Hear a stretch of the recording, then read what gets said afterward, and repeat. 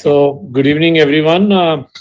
This is probably the most important talk of the topic that we are going to cover, because when we started doing bariatric surgery in 2000, almost 21 years back, we were talking only about treatment of weight. So we were basically a weight loss surgeon, and many people confused us with cosmetic surgeons.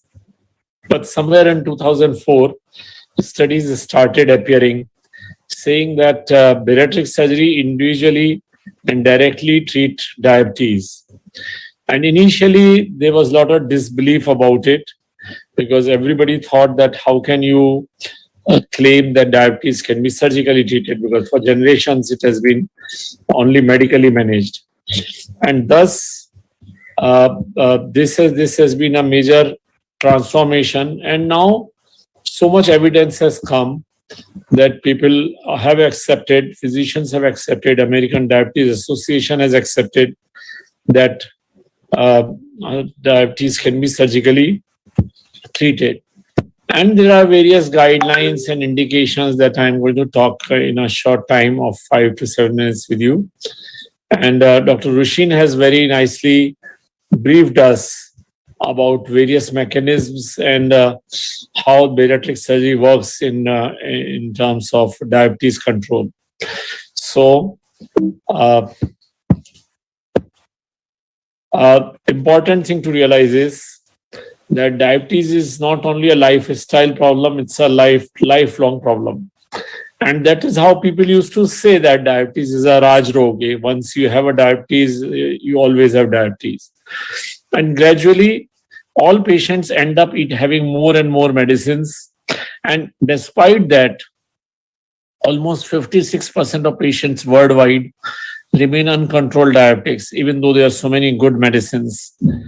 And then when they remain uncontrolled, they end up with diabetes-related complications, which could be anything from myocardial infarction to brain stroke to renal failure, all of them. And this is important to realize, that why surgery should be even considered, because there is a huge chunk of patients who do not respond to medicine or who are not able to change their lifestyle. This gentleman who had come from Kenya was on high dose insulin when he came to us, and within a short time, he not only lost weight, he stopped all medicines for diabetes and maintained his blood sugar for a long time. Now, we all know that diabetes is closely associated with obesity, to the tune that Dr. Rushin called it diabesity, which is an accepted term. So diabetes and obesity works together. And bariatric surgery is now accepted treatment for obesity and diabetes both. When both of them are there, then obviously it helps. But even if somebody has only diabetes, then also surgically, diabetes can be treated without significant weight loss. So we are going to talk a little bit about that. Before we go there, let's see how do we define remission of diabetes? So there is a partial remission, that if somebody has a glycemia, that means HbA1c between 5.7 to 6.4, and is not taking any medicine for diabetes, then it is called partial remission if this is there for more than 1 year. Now, complete remission is if the HbA1c is below 5.7 for more than 1 year. So that means the HbA1c is the criteria along with the 1 year. And if the complete remission, that means if HbA1c is maintained below 5.7 for 5 years or more without any medicine, then it's called prolonged remission. Now, these kind of definitions are not there for medical management, because we do not achieve this, but surgically it is possible to achieve most of these, and I'll show you how frequently surgery gives a remission from diabetes. Dr. Rushin spoke about various mechanisms, a brief single slide on this, to show that there are various mechanisms. Like just by restricting the diet and the calorie intake, sugars do improve. So surgery also works through restricting the calories initially. Then there is a foregut hypothesis that if food doesn't go through the duodenum, then insulin resistance doesn't happen. And if that doesn't happen, that automatically diabetes improve. Then there is a hindgut hypothesis, or what is called as a GLP-1, that if food reaches terminal part of the intestine faster, then GLP-1 hormone is secreted from ileum, and that causes blood sugar control. Then there are changes in enterohepatic circulation, or the bile acid circulation in the blood increases, and that is believed to control blood sugar. Then there is a change in the gut bacteria. The healthier bacteria are seen, which so a lot of people believe now that gut bacteria are responsible for obesity, gut bacteria are responsible for diabetes, so many diseases. So it is seen after surgery, they also improve. And there is a hypothesis that sodium absorption improves blood sugar. So there are various things, but it has been seen that even before weight loss starts, diabetes gets controlled. So it is not related to weight loss. It is not related to only the diet restriction. So what actually works? Probably all of them. There is no way to know which single factor works to control diabetes after surgery. And all these that I mentioned, they interplay with each other. Now there are various studies. This particular study, which had reviewed about 135,000 patients, had shown diabetes resolution in almost 84% patients. That means they were off medicine and their sugars were controlled. A recent trial, a prospective trial done in US, which is called a Stampede trial, which was done at Cleveland Clinic, where they have a group of patients who had bariatric surgery and a group of similar diabetic patients who are managed medically.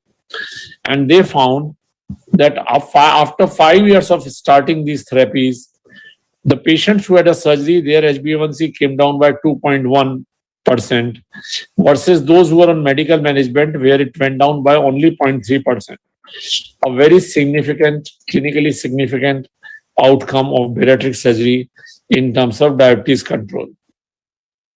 We have also published our data multiple times. And so we had a 3-year follow-up of diabetic patients, where after sleeve gastrectomy, 80% patients have been off medicine for diabetes. And after bypass, after 3 years, 92% patients, almost 92% patients were off medicine for diabetes. And then there was another study we published separately of sleeve gastrectomy alone, which showed at 5 years, the diabetes resolution after sleeve gastrectomy was still 64%. So what does this mean? That means these patients are off medicines for diabetes even after 5 years, and which is a very significant number, because these were all patients who were on high dose of medication and were not able to control their blood sugar. And as Dr. Rushin mentioned about that, it is not an issue of only blood sugar control, but it is also an issue of how diabetes complications get reduced. So there are multiple studies. I'll show you 2 of them. This study has shown at 5 years after metabolic surgery, in non-surgical group, 35% patients had microvascular complication versus surgical group, which had only 17%. And then there are retinopathies, nephropathies, and neuropathies individually, where there is a significant reduction in the complications of diabetes. There is another study which has shown that macrovascular events reduced by 78%. That means myocardial infarction reduced by 83%, stroke reduced by 75%, and deaths related to diabetes complication reduced by 79%. And then microvascular events reduced by 90%, like blindness reduced by 67%, amputations, which are so common in our country, reduced by 86%, and other vascular events reduced by 83%. And not only that, even heart failures reduced by 86%, and angina in these cases reduced by 78%. So what we need to appreciate is that surgery is not about only blood sugar control, but because of long-term sustained blood sugar control, the diabetes complications which are ghastly and which we are worried about also reduces substantially. Now, as far as Indian guidelines for bariatric surgery is concerned, these are different than Western guidelines, and these are by Obesity Surgery Society of India, where if somebody has 37.5 BMI and has no other disease, person is eligible for surgery. If somebody's BMI is 30 and has significant comorbidity, which could be sleep apnea, hypertension, quality of life issues, or diabetes, the person is qualified for surgery. But if somebody's BMI is only 27.5 and has uncontrolled diabetes, we can still offer this surgery. And this is the most important thing, because 27.5 BMI means about 10 kg overweight. So if your patient is just about 10 kg overweight, the surgery is done only for diabetes, obviously not for weight loss. These people end up losing 5-6 kgs, but nobody loses more than their ideal weight. So this is the importance of diabetes control. There are very few contraindications for surgery. So if somebody is currently using drugs, drug abuse or alcohol abuse, if somebody is uncontrolled psychiatric person, or if the person is not fit for anesthesia, there are very limited contraindications for surgery. And there has been a lot of apprehension about safety of surgery. Now, what Dr. Rushin said and what has changed over years is that now the surgical risk is of bariatric surgery is same to what happens with lap cholecystectomy or a hernia surgery, which is like 0.05% or even less. It is seen that the lower risk is seen in experienced hands at high volume centers, and high volume centers typically 100 surgeries a year. And vitamin and mineral deficiency is seen only in non-compliant patients. Friends, it is identified scientifically what vitamins and minerals patient will not have because of reduced food intake. So if we give them those supplements, they are not likely to have any deficiency as long as patient continues to take those supplements as prescribed by us. Now, as far as diabetes is concerned, predictive factors are called ABCD, and this is a very easy way to understand for physicians. Younger patients have better outcomes. High BMI, that means very heavy patients, have better outcomes.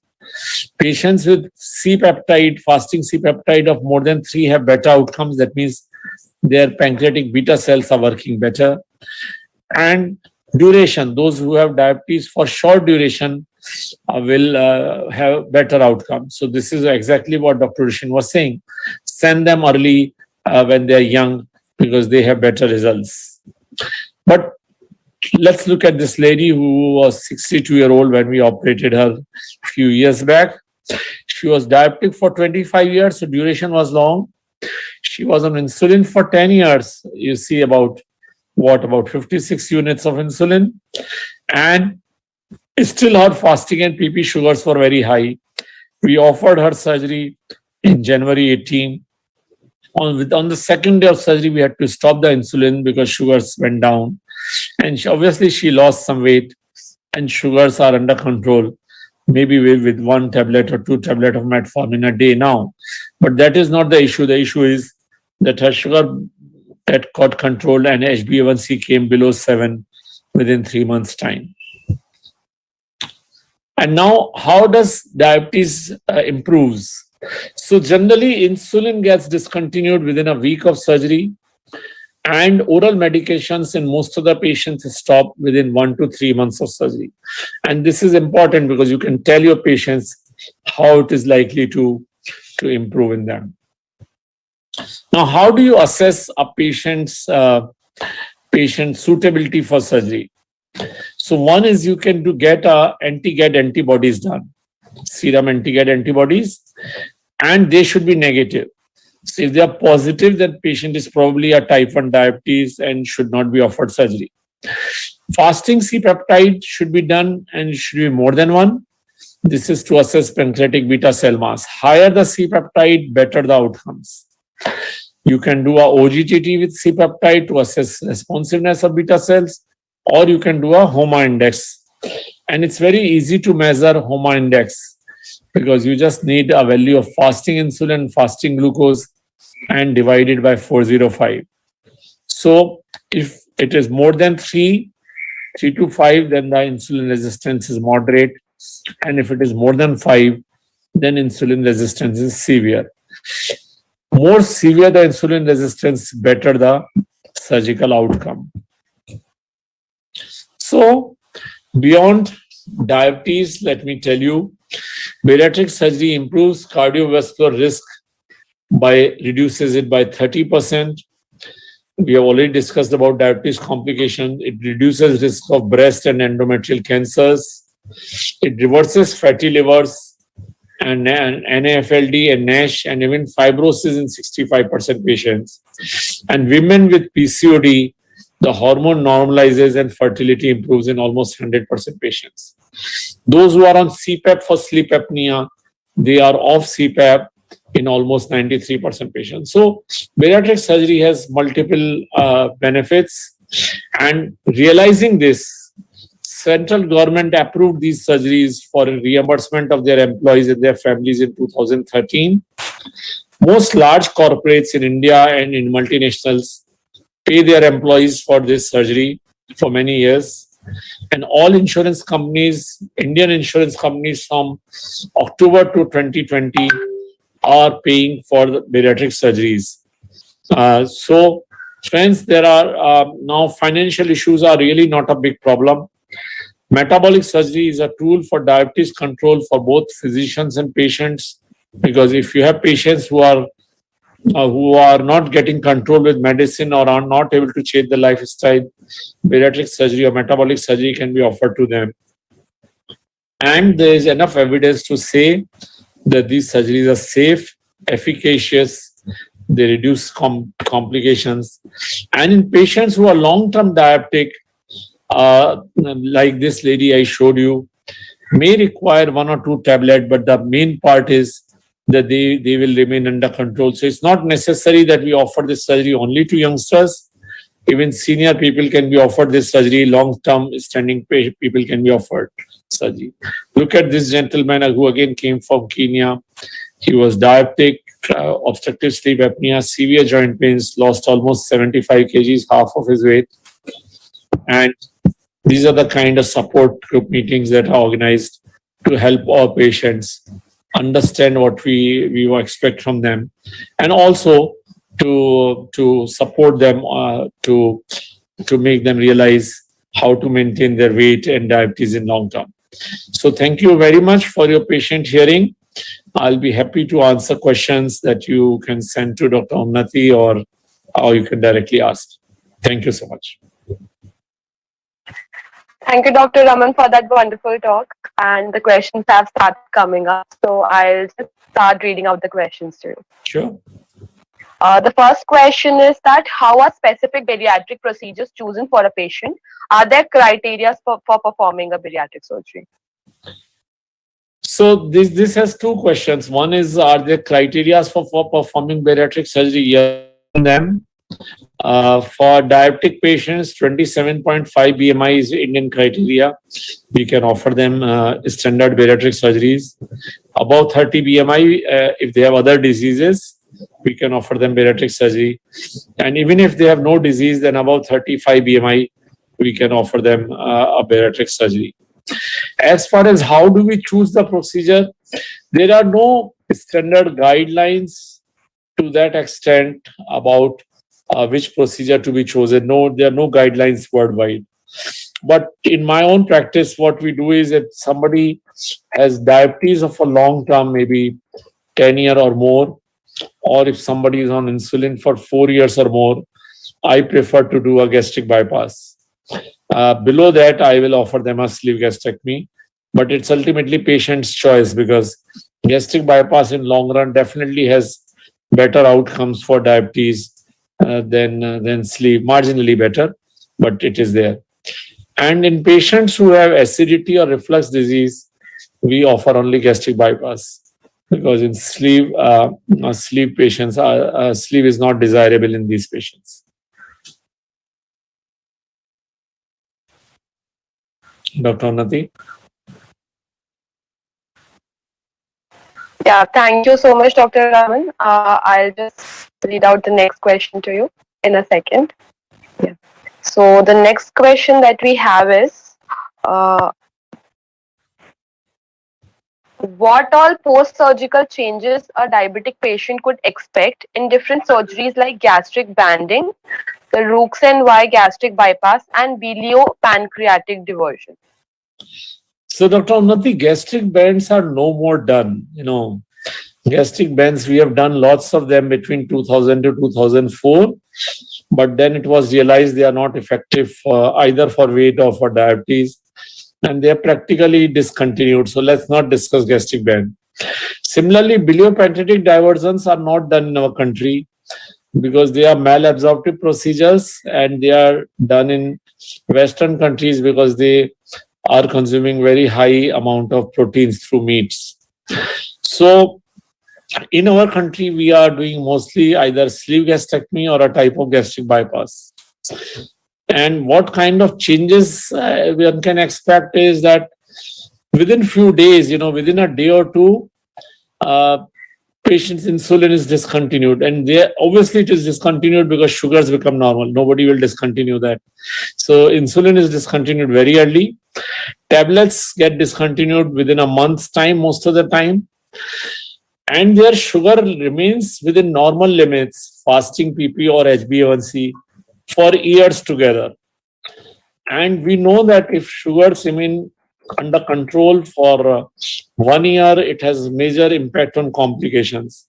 Here we are talking of 5 to 10 years, 15 years, and the sugars are controlled in almost 90% patients. Few of them may require medicines still, like about 30% patients who have been diabetic for a long time, but most of the patients are off medicine, as I showed you in our published data today.